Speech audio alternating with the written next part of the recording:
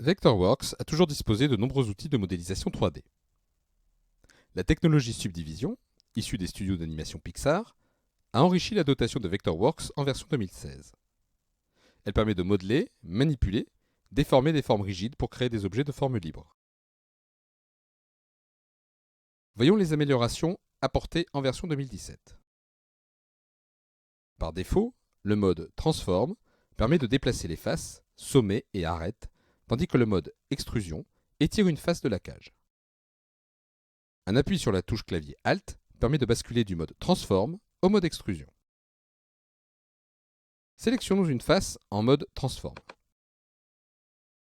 En cliquant sur la flèche bleue du manipulateur 3D, on constate que la face est déplacée vers le haut ou vers le bas.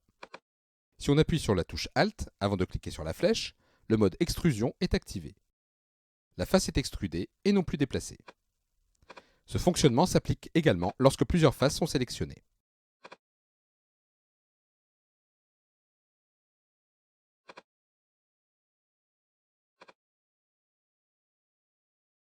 Et on peut aussi le mettre en œuvre sur les arêtes. Le mode Transform déplace l'arête. Utilisé conjointement avec la touche Alt, il l'extrude, y compris lorsque plusieurs arêtes adjacentes sont sélectionnées.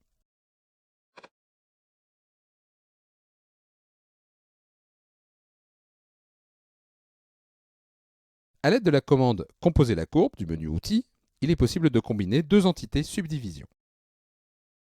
Sélectionnons ces deux objets et lançons la commande.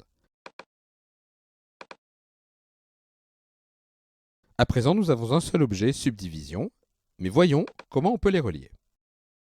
Le nouveau mode Pont permet de relier les arêtes par une surface. Éditons l'objet subdivision et choisissons le premier mode pour sélectionner et supprimer les faces en regard l'une de l'autre.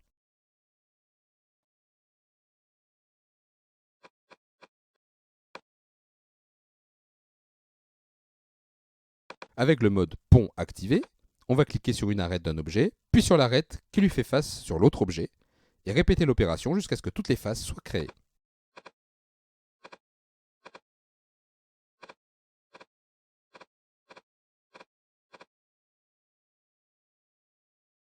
Voyons à présent le mode Modélisation en miroir.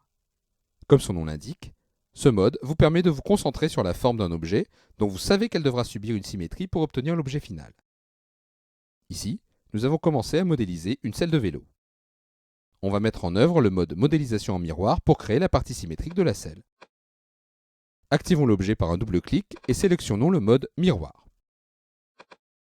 On va ensuite sélectionner toutes les arêtes ouvertes qui vont définir le plan de symétrie.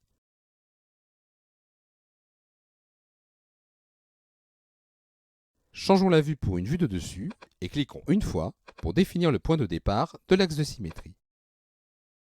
Une prévisualisation de l'objet symétrisé apparaît. Finissons le tracé de l'axe de symétrie par un nouveau clic. On observe que le maillage n'est visible que d'un côté de la selle.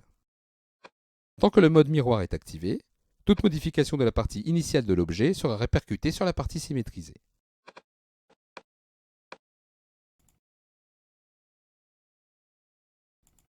Si on désactive le mode miroir, le maillage apparaît sur la totalité de l'objet.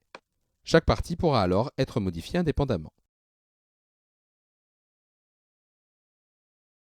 Une nouvelle commande du menu Création 3D permet de transformer toutes sortes d'objets en objets subdivision. Les maillages, les extrusions simples, coniques ou multiples, les solides, les volumes ajoutés, ainsi que les polygones 2D et 3D peuvent être convertis.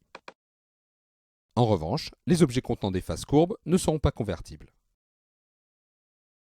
Cette applique est constituée de plusieurs maillages. Lançons la conversion en objet subdivision.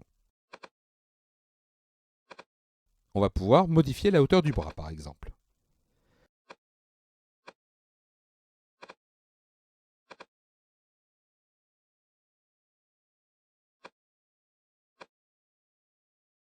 Vous avez sans doute remarqué que les plaques à l'arrière de l'applique d'origine comportaient des angles vifs.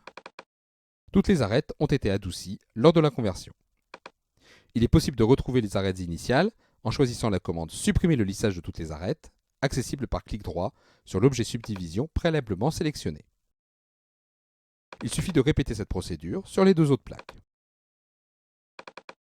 L'opération inverse peut être réalisée.